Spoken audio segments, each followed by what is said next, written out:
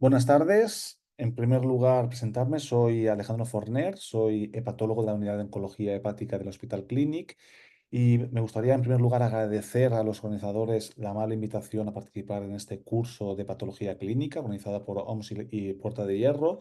Y mis colegas me han pedido que les discuta con ustedes el tratamiento de estadios precoces, fundamentalmente la distinción entre la ablación percutánea y la resección quirúrgica.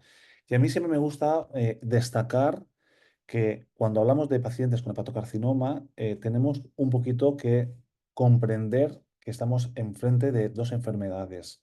En primer lugar, lógicamente, el cáncer, que es muy relevante y es fundamental tener información precisa de cuál es el tamaño y cuál es el estadio de la enfermedad cancerígena, pero también es muy importante tener muy en cuenta que los pacientes afectos de carcinoma hepatocelular son, en la mayoría de los casos, y en particular en el mundo occidental, pacientes con una hepatopatía crónica avanzada, muchos de ellos con una cirrosis hepática, y por tanto, a la hora de determinar cuál es la mejor opción terapéutica, es muy importante tener una información muy precisa de cuál es el grado de disfunción hepática de los pacientes.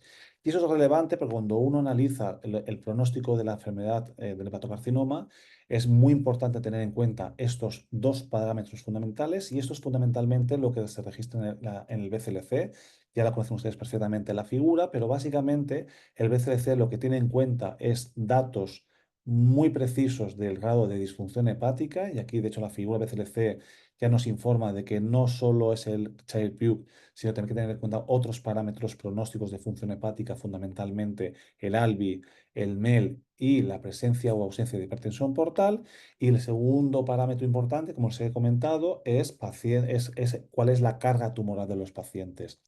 Y como les he dicho, a mí me han pedido que hable de estadios iniciales y que en particular me centre en la decisión terapéutica entre la cirugía y la ablación percutánea y me voy a centrar fundamentalmente en los pacientes con tumores iniciales. ¿Qué son los pacientes con tumores iniciales? Son pacientes con tumores únicos o hasta tres focos menos de 3 centímetros en ausencia de una disfunción hepática severa. Son pacientes en los cuales se les puede ofrecer tratamientos potencialmente curativos, en primer lugar el trasplante hepático, pero en segundo lugar la ablación percutánea y la resección quirúrgica. Y en los próximos minutos voy a discutir cuáles son los criterios que hacemos servir para decidir qué opción terapéutica es mejor para el paciente, si la cirugía o la ablación percutánea.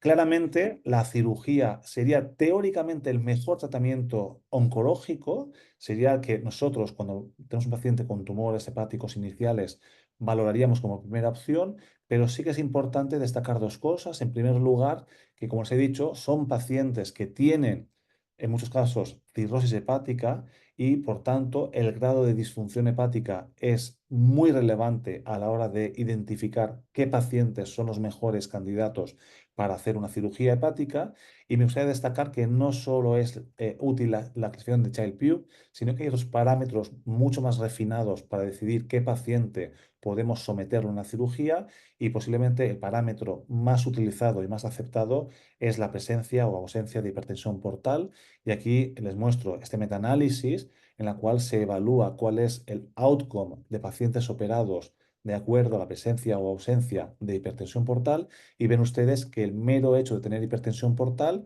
claramente impacta de forma significativa la supervivencia a largo plazo de los pacientes. Y por tanto, el primer mensaje que me gustaría comentarles es que la presencia de hipertensión portal no es que sea una contraindicación para hacer cirugía, pero son pacientes que claramente, una vez operados, tienen un peor pronóstico que aquellos pacientes sin hipertensión portal.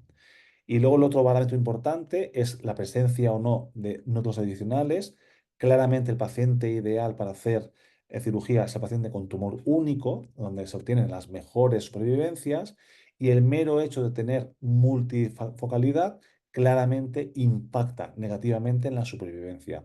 Por tanto, el mensaje es, en paciente con tumor único y sin disfunción hepática, la resección quirúrgica es la mejor opción terapéutica. ¿Se puede operar tumores multifocales? Se pueden operar, pero hay que tener muy en cuenta que el resultado será mucho peor que en tumores únicos y hay que tenerlo muy en cuenta a la hora de decidir si merece la pena o no asumir los riesgos de la cirugía.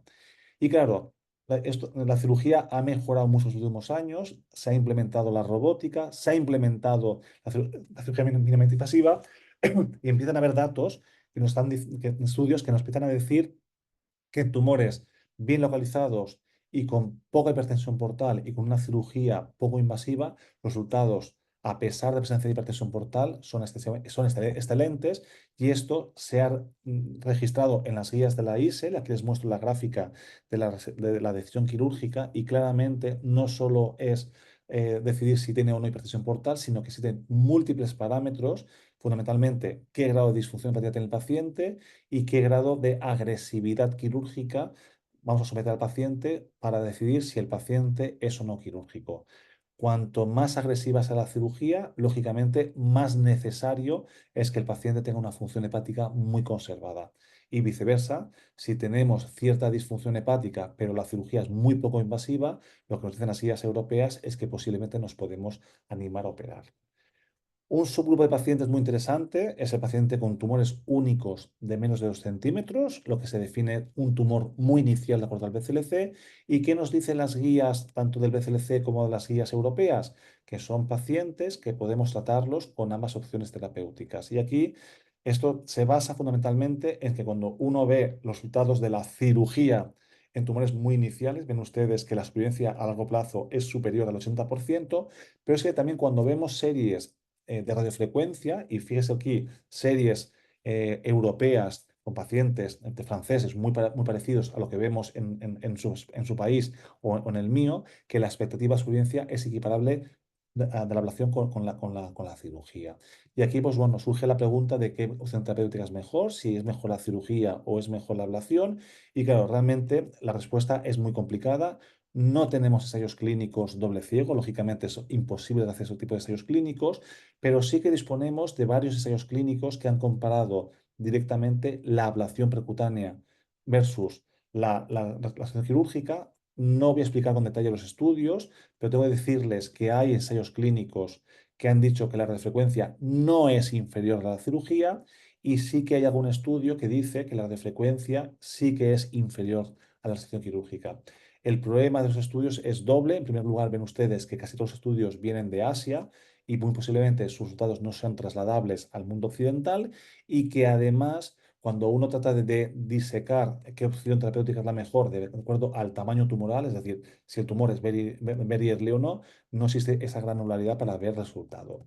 El siguiente tipo de estudios son estudios de cortes, ¿vale? Pero ya sabemos que los estudios de cortes tienen sesgos de selección. Cuando uno analiza las series retrospectivas, queda muy claro que aquellos pacientes tratados con radiofrecuencia suelen ser habitualmente pacientes más añosos, con comorbilidades y con más disfunción hepática. Los pacientes tratados con cirugía suelen tener tumores más grandes. Y lo más importante, esos estudios no registran las comorbilidades. Claramente, el paciente tratado con radiofrecuencia tiene un perfil clínico mucho peor, que hace que el cirujano no lo quiera operar y lo trate con radiofrecuencia, y por tanto siempre el paciente tratado con radiofrecuencia siempre tendrá peor supervivencia por, realmente por las comorbilidades.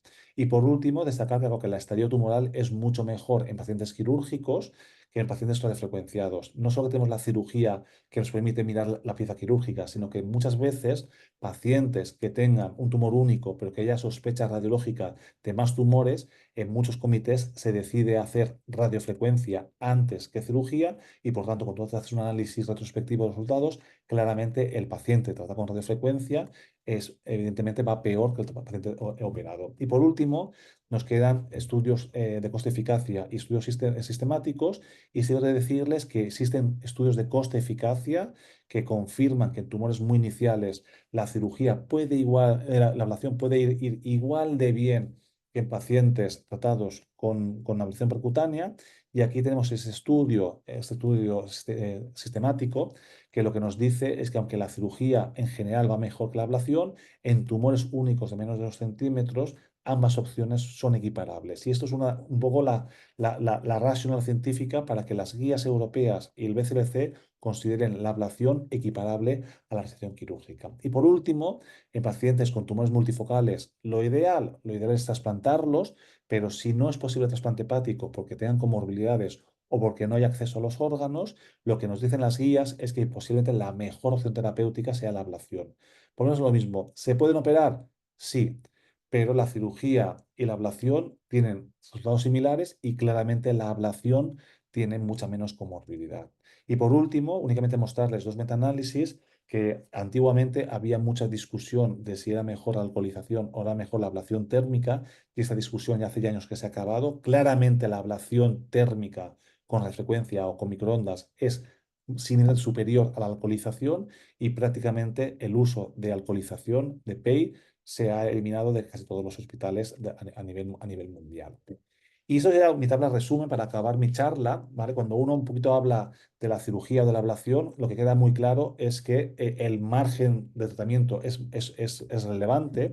Claramente, desde el punto de vista oncológico, la cirugía siempre será mucho más agresiva a nivel oncológico, pero como contrapartida, la cirugía condiciona más comorbilidad y más riesgos y por tanto hay que poner en la balanza hasta qué punto es necesario o no tener el mayor margen tumoral posible. Queda claro que en tumores pequeños, los very early, son tumores que casi siempre, o casi, mejor dicho, casi nunca tienen invasión microvascular. Son tumores, si se puede decir que son tumores in situ, y aquí realmente el margen no es relevante y lo que queríamos es eliminar completamente el tumor. Y claramente se puede eliminar completamente con ablación o con cirugía y por tanto en esos pacientes posiblemente la ablación sea igual que la cirugía.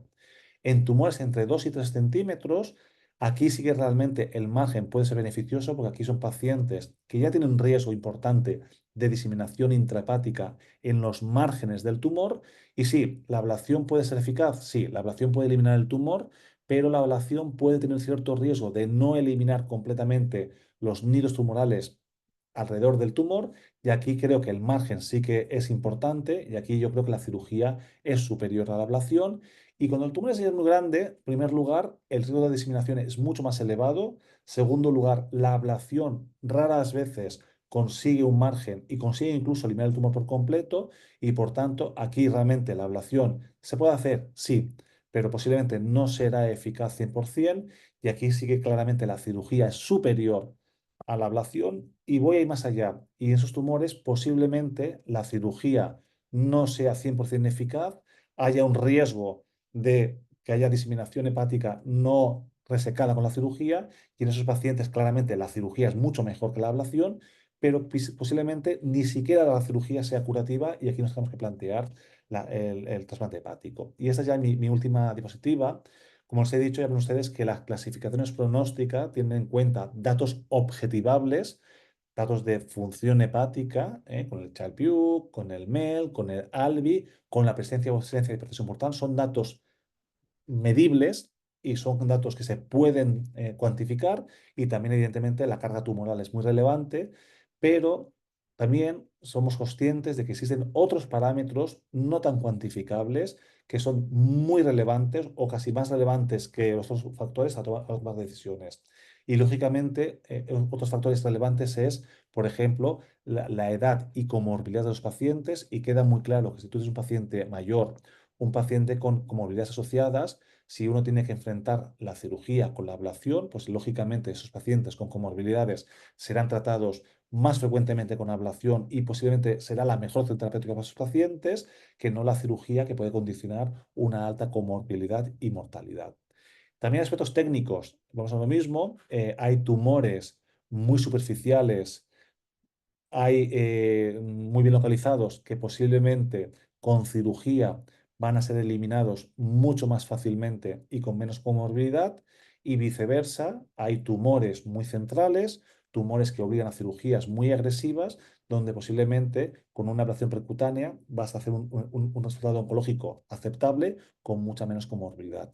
Y por último, y eso es quizás algo muy importante, es cuál es la expertise local y cuál es la disponibilidad de cada centro. Lógicamente, centros donde tengan cirujanos muy habilidosos, claramente sean centros que puedan hacer cirugía más avanzada y mucho más segura, y viceversa, centros que no tengan cirujanos buenos, pero que tengan radiólogos muy competentes, con mucha habilidad técnica, pues serán posiblemente pacientes que, aunque según las guías haya que tratarlos con cirugía, en este centro local posiblemente hagan servir la ablación por la expertise local de cada centro. Y esto era todo lo que quería comentarles a todos ustedes.